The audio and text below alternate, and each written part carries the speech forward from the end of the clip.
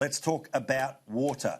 Water restrictions are coming. They're coming to Sydney. The reason? Well, as I showed you at the start of the show. Warragamba Dam, just 12 months ago, the numbers were pretty impressive about where it was. Now, well, it's in a world of pain. Here is the Water Minister explaining why you're not going to... Basically, with the lack of rain, with the lowest inflows into Sydney's water storages since 1940, the government's come to a decision that it is best to go into water restrictions at level 1 from June 1. All right, that's Melinda Pavey. She is new to the job of the Water Ministry. Here, by the way, in visual terms, is what I was talking about with Warragamba Dam, right? This is what keeps Sydney in the condition it is. 12 months ago, 73%, now 54%, right? Pretty obvious which way that's going, because it's not going to freaking rain anytime soon.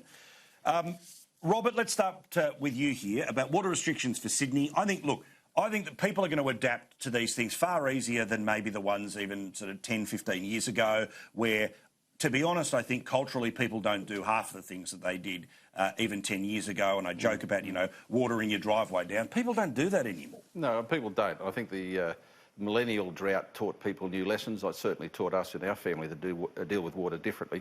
And the minister, it's interesting, the minister talking about the slowest inflows since 1942, but she's not talking about the quickest outflows we've ever seen, because what we've got is a storage system that hasn't really been expanded in any real way in the last 40-odd years.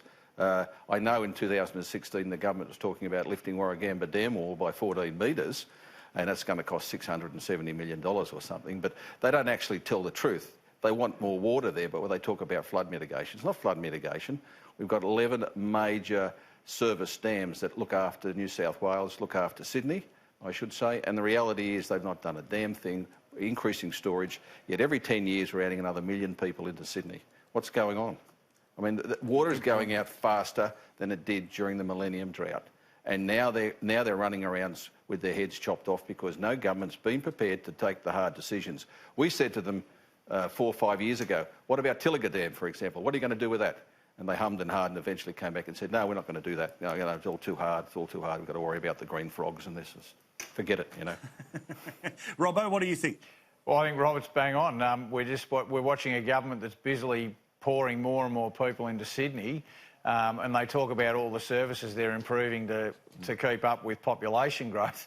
But one of the most essential services for the city is water, and they've done absolutely jack, what, when it comes to increasing the amount of water. So it's hardly surprising that water is, the dam levels in Warragamba are decreasing at record levels. Sydney's growing at record levels. You've only got to drive around the western suburbs where I live and just near there, and we're watching paddocks not turn into housing estates, but paddocks actually becoming 3-, 4- and 5-storey apartments. Yep. And while ever you're going to see that happen and you're doing nothing about increasing your water supply, we're confronting this because there's been a lack of planning over the last 8 years when it comes to population growth and making sure we have enough water for this city. And Paul, they're not even being honest about it. They're not even saying, oh, well, we're going to put 14 metres on Warragamba because we need more water. They're talking about flood mitigation. Come on. They want more water.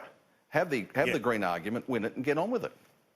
Absolutely correct. Because I tell you what, that's the thing. Once the population's having the water restrictions they're having now, funnily enough, when you can make a quarter acre by quarter acre or unit block by unit block, somehow all of those green concerns are simply going to be able to get away. This is, what they say, use crisis as opportunity. Well, this is the opportunity to make the most of what is a very difficult crisis at the moment. You don't build dams in the middle of a flood. You build them when it's dry.